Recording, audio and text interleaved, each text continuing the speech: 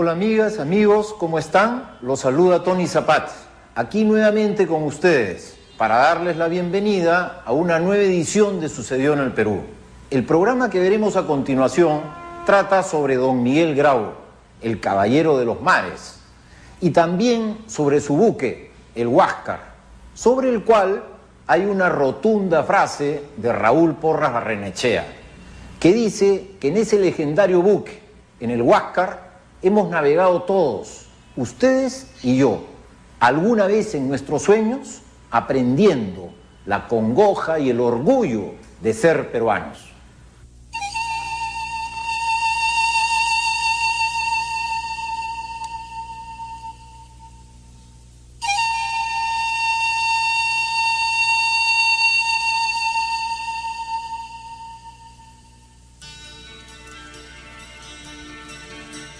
Claro. William McKenna, el historiador chileno, que vivió muchos años aquí antes de la guerra, cuando murió Grau, el mismo día, el 8 de octubre de 79 en la tarde, él escribió en El Ferrocarril, que era un diario prácticamente de él, en Valparaíso, un lindo elogio de Grau, y él explica ahí cómo la captura del Huáscar ha sido para ellos incompleta, porque el Huáscar, sin el hombre que le dio espíritu y le dio grandeza, era como un trofeo incompleto, ¿no? Y él define a Grau como marinero.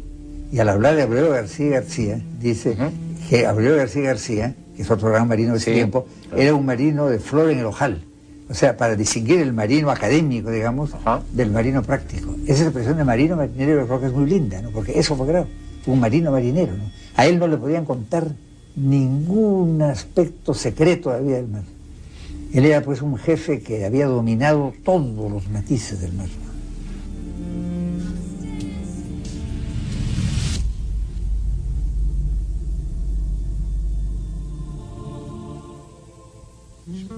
La madre de Miguel Grau, Luisa Seminario, era piurana y mujer muy singular.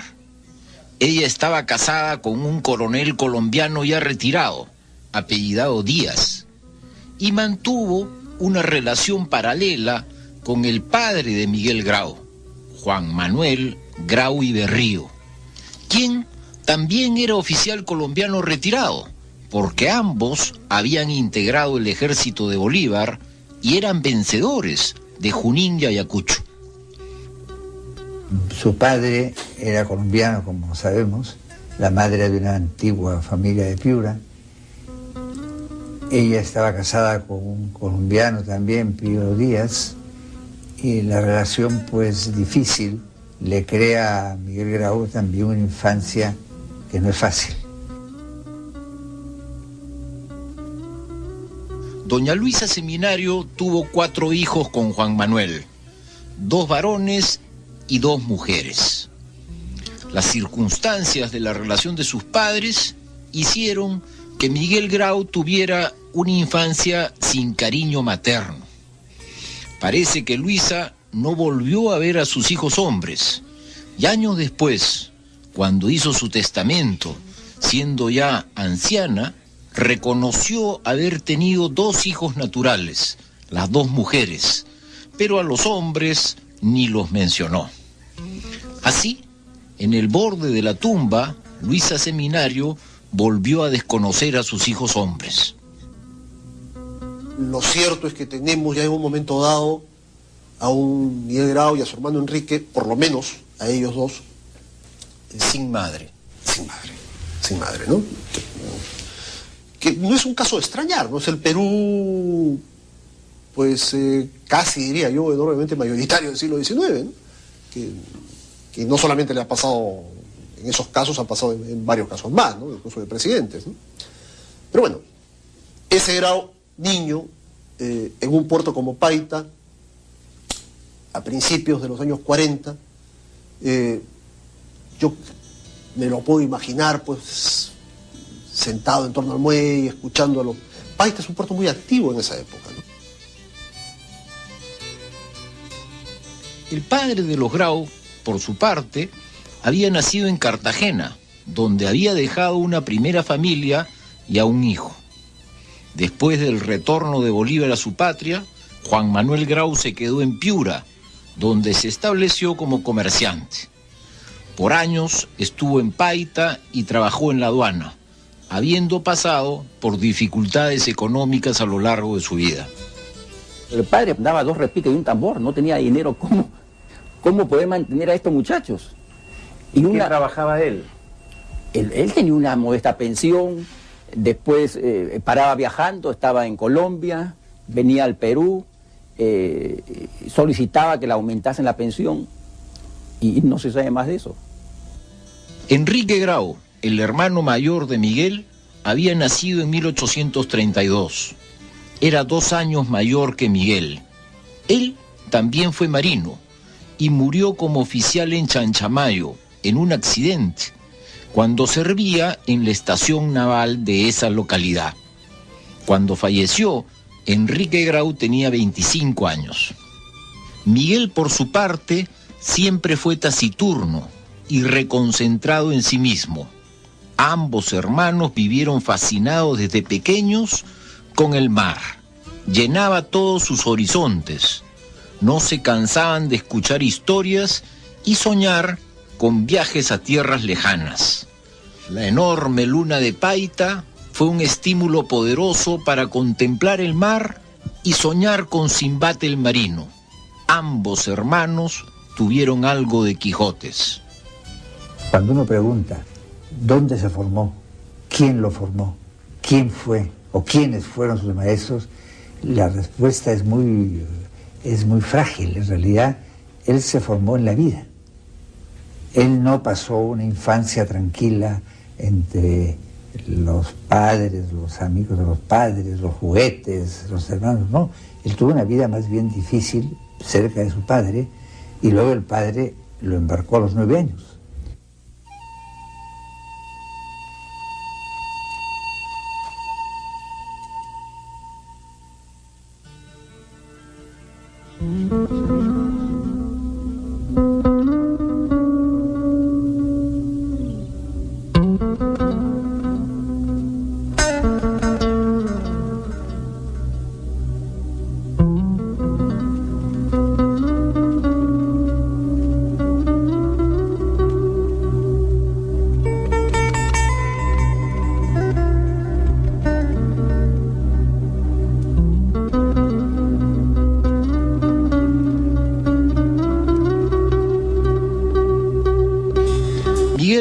Se embarcó a los 9 años.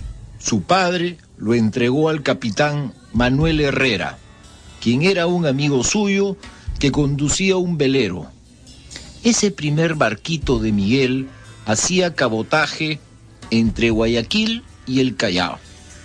En su primer viaje, Miguel naufragó. No obstante, volvió a embarcarlo el padre con el mismo capitán y luego siguió sin incidentes por algunos años. En esa época no era infrecuente que un padre mandara a su hijo muy pequeño a que se hiciera hombre, como se decía en términos simples, en un buque mercante, ¿no?, a navegar por X mares. Y Grau, en esa navegación, que dura prácticamente 10 años, con los intermedios de las estadas en puerto, como es natural, él ahí se hizo hombre y ahí se formó.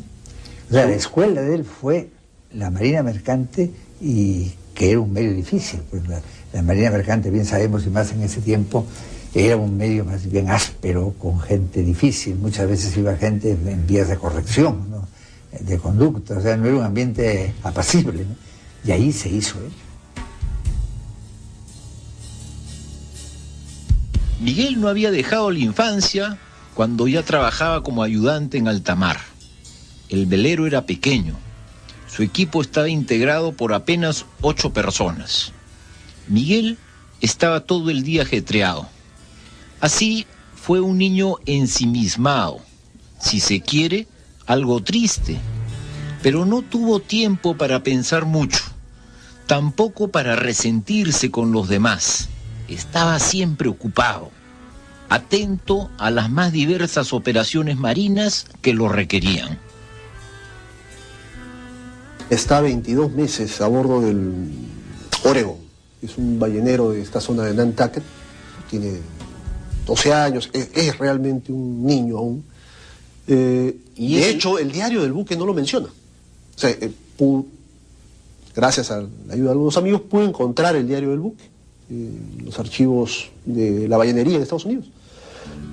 Y no se le menciona, ¿no? Pero era lo usual tampoco, no mencionar pues a un niño, ¿no?